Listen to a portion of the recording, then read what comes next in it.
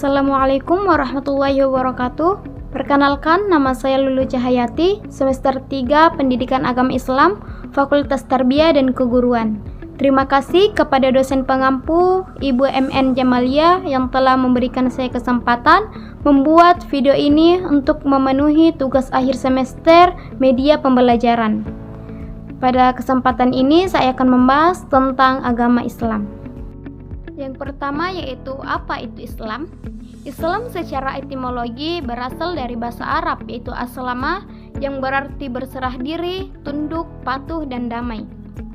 Sedangkan Islam secara terminologi adalah agama yang diajarkan oleh Allah Subhanahu wa taala melalui wahyu yang diturunkan kepada Nabi Muhammad SAW sebagai pedoman hidup umat manusia. Selanjutnya yaitu rukun Islam. Rukun Islam adalah kewajiban yang dijalankan oleh umat muslim, yaitu ada 5. Yang pertama yaitu syahadat, itu mengucapkan 2 kalimat syahadat, yaitu asyhadu alla ilaha illallah wa asyhadu anna muhammadar rasulullah.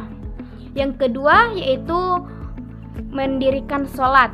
Mendirikan sholat 5 waktu dalam sehari pada waktu-waktu tertentu, yaitu pada waktu zuhur, asar, maghrib, isya, dan subuh. Yang ketiga yaitu menunaikan zakat. Zakat adalah kewajiban memberikan sebagian harta kita kepada mereka yang membutuhkan, seperti fakir miskin, anak yatim, dan golongan-golongan yang disebutkan di dalam Al-Quran. Yang keempat yaitu berpuasa pada bulan Ramadan. Berpuasa yaitu menahan diri dari hawa nafsu, makan dan minum yang dilakukan dari terbit fajar hingga terbenamnya matahari pada bulan Ramadan. Yang kelima yaitu naik haji bagi yang mampu. Haji adalah ibadah ziarah ke Ka'bah yang diwajibkan, yang dilakukan sekali seumur hidup bagi mereka yang mampu. Selanjutnya yaitu rukun iman. Rukun iman ada 6. Yang pertama yaitu iman kepada Allah, mengakui bahwa Allah adalah satu-satunya Tuhan yang Maha Esa. Yang kedua yaitu iman kepada malaikat, yaitu percaya bahwa adanya malaikat yang diciptakan dari cahaya. Yang ketiga yaitu iman kepada kitab-kitab Allah, yaitu kitab-kitab Allah yaitu ada 4, yaitu kitab Zabur kepada Nabi Daud, kitab Taurat kepada Nabi Musa, kitab Injil kepada Nabi Isa, dan Al-Quran kepada Nabi Muhammad SAW.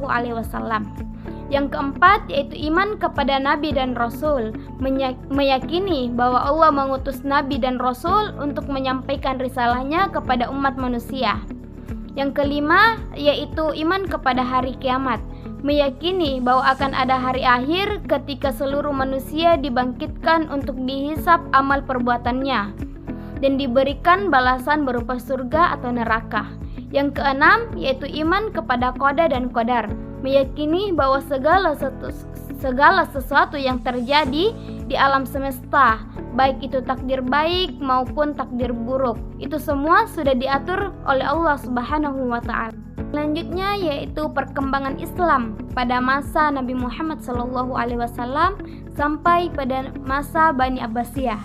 Yang pertama yaitu masa Nabi Muhammad SAW dari tahun 610 sampai 632 Masehi, yang awal dakwahnya di Mekah selama 13 tahun, kemudian Nabi hijrah ke Madinah selama 10 tahun.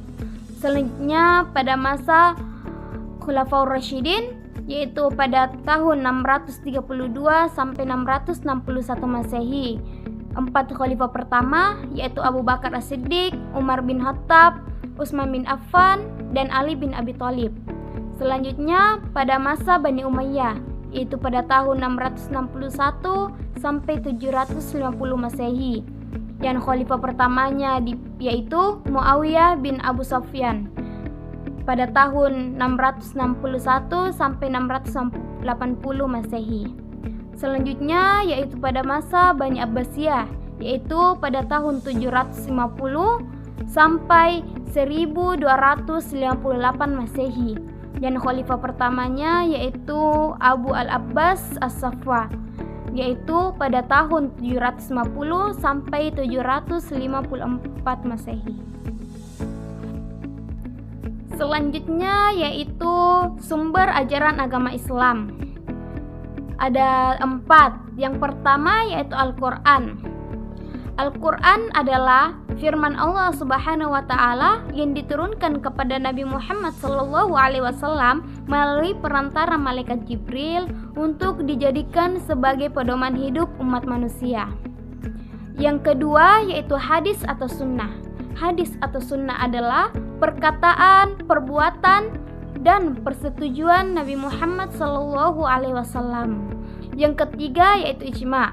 Ijma' adalah kesepakatan para ulama dalam menetapkan hukum Islam berdasarkan Al-Quran dan hadis untuk masalah-masalah yang tidak secara eksplisit disebutkan.